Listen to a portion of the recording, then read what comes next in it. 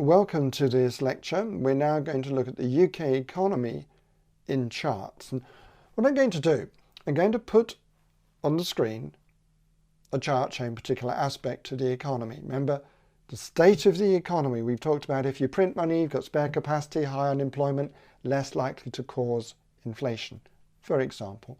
So the state of the economy will heavily influence what policies are introduced and also the likely success or failure of those policies. And to help you understand, because you've already heavily participated in discussion about suggestions for the budget, I hope.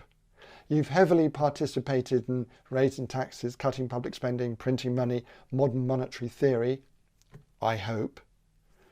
Then you can look at these charts with me and we talk through these charts, and that will help you understand state of the, in this case, UK economy. But the same could be applied to your country, because part of learning and studying and developing your understanding of economics is being able to understand and interpret charts. So let's look at the first one. This chart, the Office of Budget Responsibility, said in November that GDP would return to pre-COVID, this is November 2020, pre-COVID levels by 2022.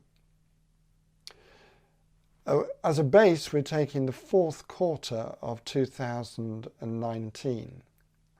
And we can see that the red line shows actual GDP. Now, it's very important when looking at charts that we realize the difference between actual and forecast. Before the pandemic hit us in the UK and also worldwide, the blue line shows the forecast for GDP. You can see steadily rising. Fourth quarter 2019 was 100. But we can see also in 2018 it was around about 97.5, and these are index numbers, predicted to grow by 2024, 2025 to about 100, in terms of index points, index number points, about 108. This is before the pandemic. Now look at the actual GDP. After GDP, gross domestic product, shrank by 9.9% in 2020, that's the worst performance for over 300 years, worst performance since 1709. The economy is under huge pressure at the start of 2021 as the lockdown bites. You're at home, you might be buying over the internet, but you're certainly not going out into towns, cities, drinking loads of coffee, having lots of sandwiches, going to nightclubs, pubs, clubs, restaurants, theatre, cinema, gyms. Certainly not going out spending money on those services. So in the UK, currently, we're now in March 2021, we're still in the middle of a tough lockdown. But there has been progress. Millions have had the vaccine. AstraZeneca, the Oxford vaccine, or the one from Pfizer.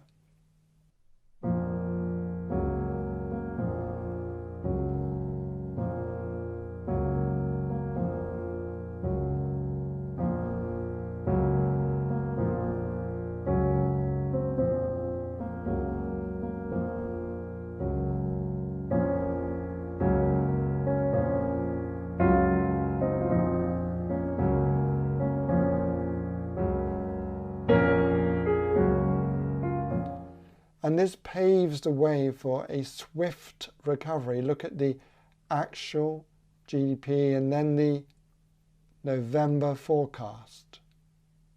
2021, swift recovery. And look, by 2025, it's not that far away from the pre-pandemic forecast.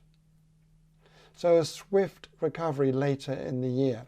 Certainly the economy performed better than forecast in November as businesses adapt.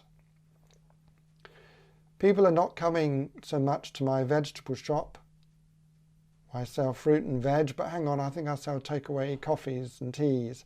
Oh, they can come and have takeaway coffees and teas. I wonder if I can help sell teas and coffees to people if I put up some sort of beer garden without the beer, or some sort of covering, or maybe use public benches for people to sit on.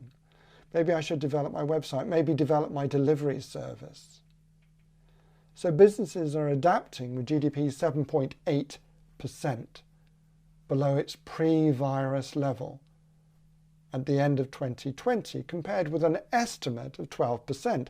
So GDP 7.8% below, not as bad as 12%, gives greater confidence, greater certainty, more likely to encourage consumption, more likely to encourage investment, more likely to encourage employment.